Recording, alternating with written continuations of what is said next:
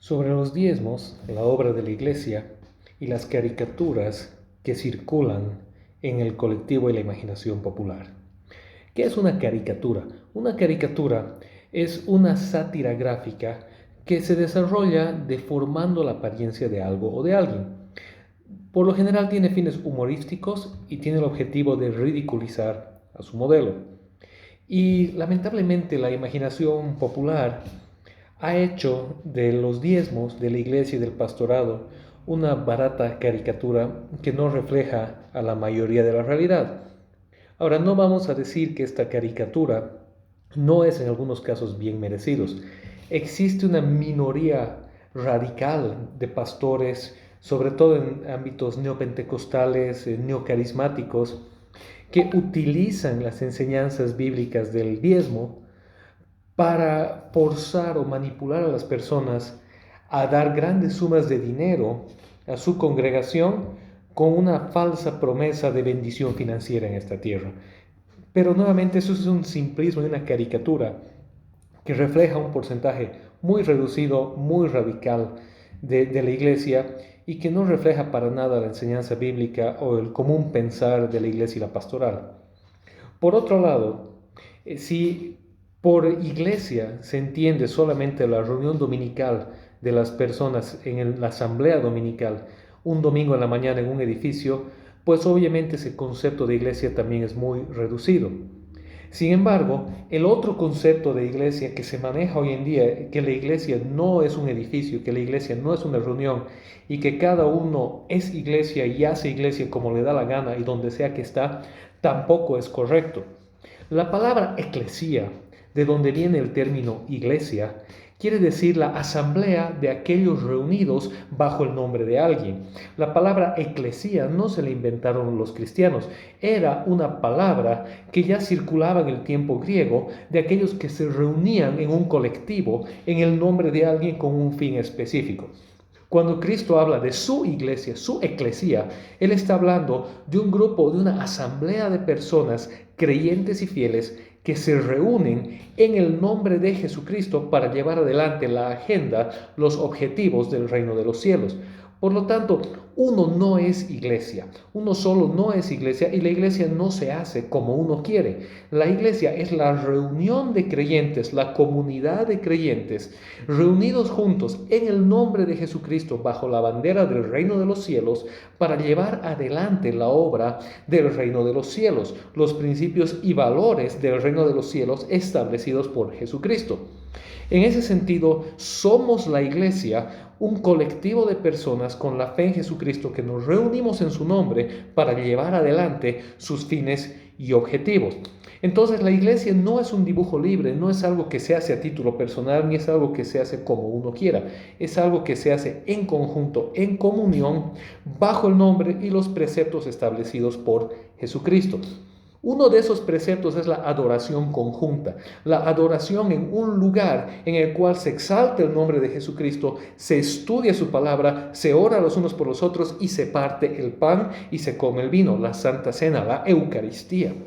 En ese sentido, la iglesia no es algo que se puede hacer a título personal o uno solo, es algo que se debe hacer necesariamente en conjunto, en comunidad, en común unión.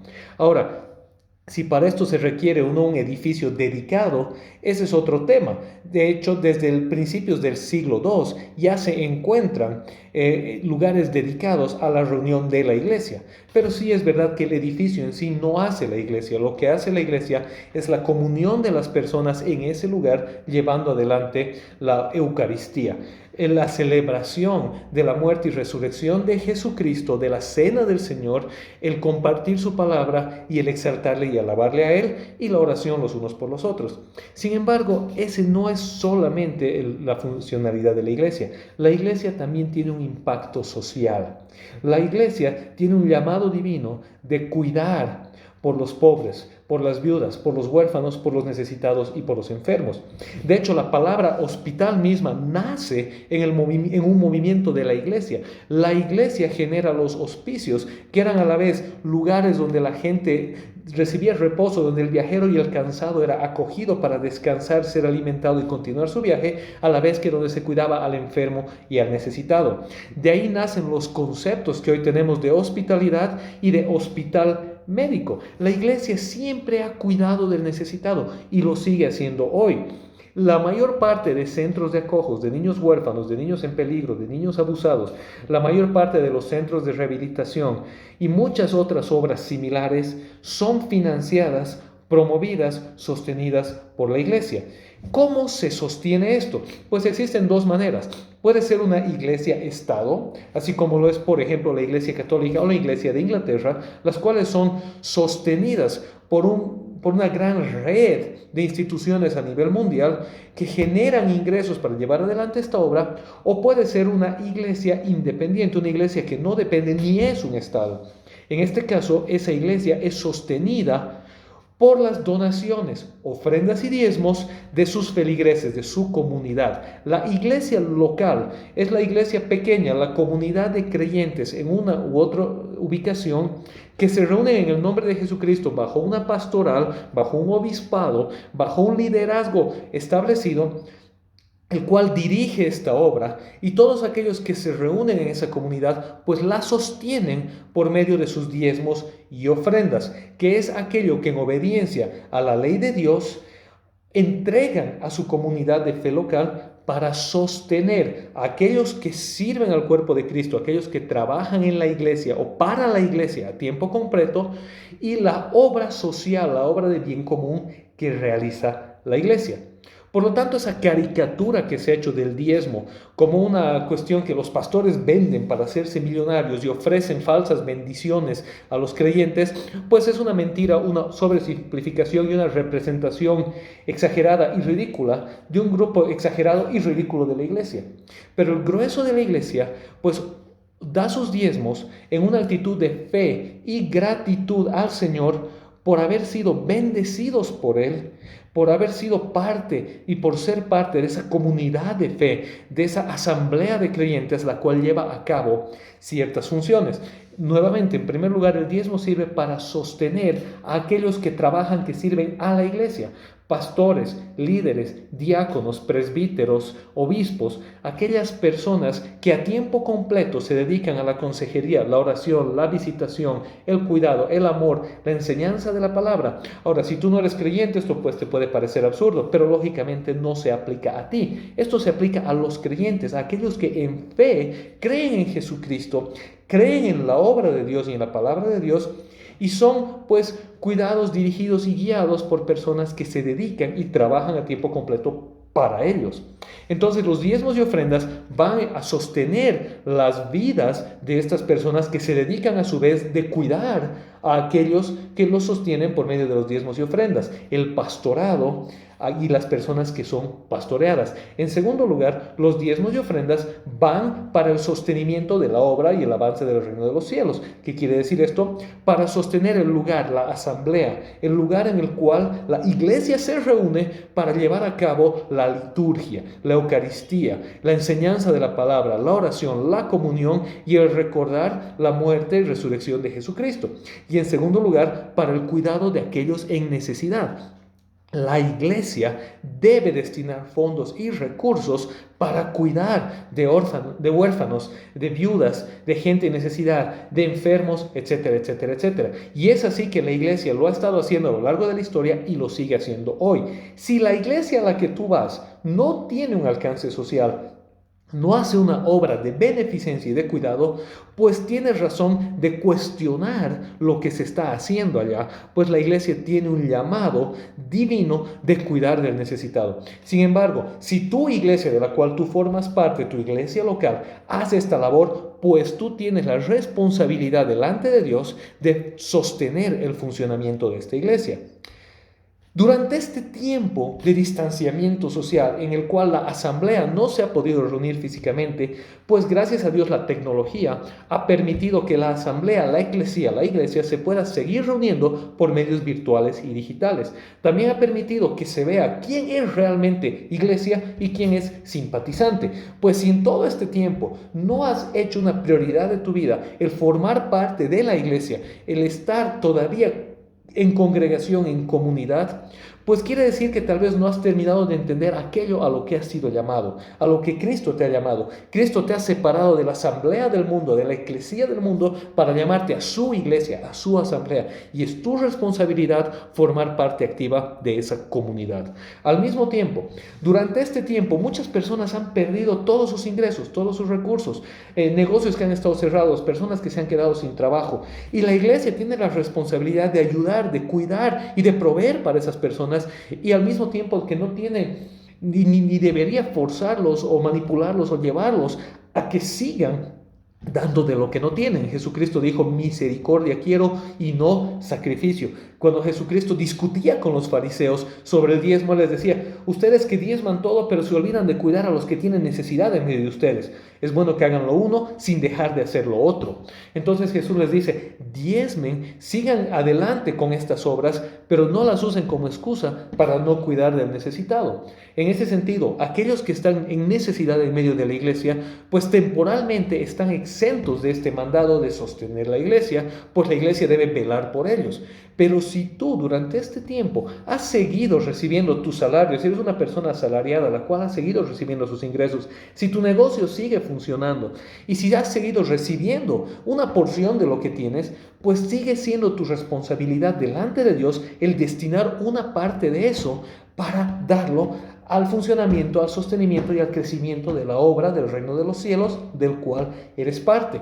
Es muy triste escuchar personas que siguen recibiendo sus ingresos y cuando se les pregunta si este tiempo han apoyado a su iglesia local, pues dicen no, pues se han olvidado de hacerlo, o simplemente dicen: este mes no me ha alcanzado, lo voy a pensar para el próximo mes.